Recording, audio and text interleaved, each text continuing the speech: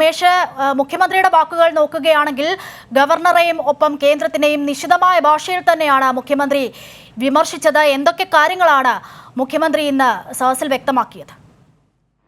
അശ്വതി, ഇരിഞ്ഞാലക്കുടയിലെ നവകേരള സദസ് ഉദ്ഘാടനം ചെയ്തുകൊണ്ടാണ് മുഖ്യമന്ത്രി ഇത്തരത്തിൽ ഗവർണറുടെ ഇപ്പോഴത്തെ നീക്കങ്ങൾക്കെതിരെ രൂക്ഷമായ ഭാഷയിൽ പ്രതികരിച്ചത്. വിദ്യാർത്ഥികളെ പ്രകോപിപ്പിച്ച് സമാധാനാന്തരീക്ഷം തകർക്കാനാണ് ഗവർണറുടെ നീക്കം എന്നാണ് മുഖ്യമന്ത്രി ചൂണ്ടിക്കാട്ടിയത്. അതിന്റെ ഭാഗമായാണ് ഗവർണർ സ്വന്തം ഇഷ്ടപ്രകാരം യൂണിവേഴ്സിറ്റി സെനറ്റിലേക്ക് ആളെ നിയമിക്കുന്നത്. അതിൽ പലരും സംഘപരിവാർ ബന്ധമുള്ളവരാണ്. നിയമസഭയുടെ തീരുമാനപ്രകാരമാണ് ചാൻസലർ സ്ഥാനം അദ്ദേഹം വഹിക്കുന്നത്. ആ പദവിയുടെ മാന്യതയും അന്തസ്സും കാത്തു സൂക്ഷിക്കേണ്ട ആളാണ് ആരിഫ് മുഹമ്മദ് ഖാൻ എന്ന് മുഖ്യമന്ത്രി ചൂണ്ടിക്കാട്ടുകയുണ്ടായി. ഇന്നിപ്പോൾ വിദ്യാർത്ഥികൾ രാജ്ഭവനിലേക്ക് പ്രതിഷേധ മാർച്ച് നടത്തുന്ന സാഹചര്യം വരെ ഉണ്ടായി.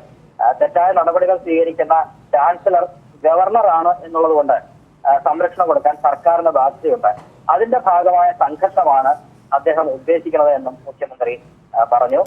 സംഘർഷം ഗവർണർക്ക് ഒരു ഹോബിയായി മാറിയിരിക്കുകയാണ്. നാടിനെ തകർക്കാൻ ഗവർണറെ കരുവാക്കിയുള്ള നീക്കം നല്ലതല്ല എന്ന് കേന്ദ്ര സർക്കാർ ഓർക്കണം എന്നും മുഖ്യമന്ത്രി സൂചിപ്പിച്ചു. അവിവേകികൾക്ക് പലരും ഉണ്ടായിരിക്കാം, അവർക്ക് അത്തരം സ്ഥാനങ്ങളിൽ അധികകാലം തുടരാൻ കഴിയില്ല എന്നും മുഖ്യമന്ത്രി ചൂണ്ടിക്കാട്ടി. അക്കാദമിക സമൂഹത്തെ പ്രകോപിക്കുന്നതെന്ന് ഗവർണർ പിന്മാറണം, അതിനുവേണ്ടി കേന്ദ്ര സർക്കാർ ഇടപെടണം എന്നും മുഖ്യമന്ത്രി ഇന്ന് സൂചിപ്പിക്കുകയുണ്ടായി.